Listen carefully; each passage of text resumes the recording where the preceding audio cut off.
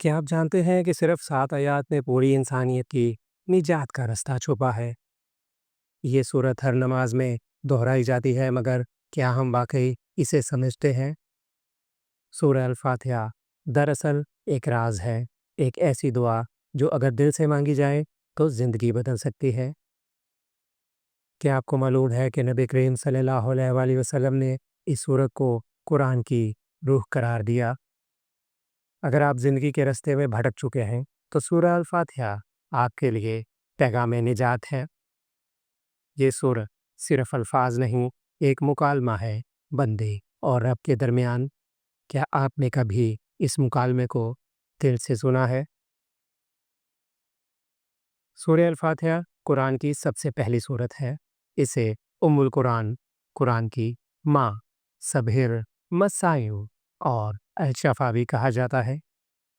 یہ سورت محض 7 آیات پر مشتمل ہے، لیکن اس میں قرآن کا پورا خلاصہ اور انسان کی بندگی کا پورا تصور موجود ہے۔ سورت کا آغاز اللہ کی حمد و ثنا سے ہوتا ہے۔ الحمدللہ رب العالمین، اللہ کی بڑائی، ربوبیت، رحمت اور مالکیت کو بیان کیا گیا ہے۔ اللہ کو الرحمن اور الرحیم کہا گیا ہے، جو اس کی بے پناہ رحمت کی طرف اشارہ کرتے ہیں جو مومن و کافر سب پر ہے۔ مالک یوم الدین، اللہ ہی قیامت کے دن کا مالک ہے۔ یہ جملہ انسان کو ذمہ داری کا احساس دلاتا ہے۔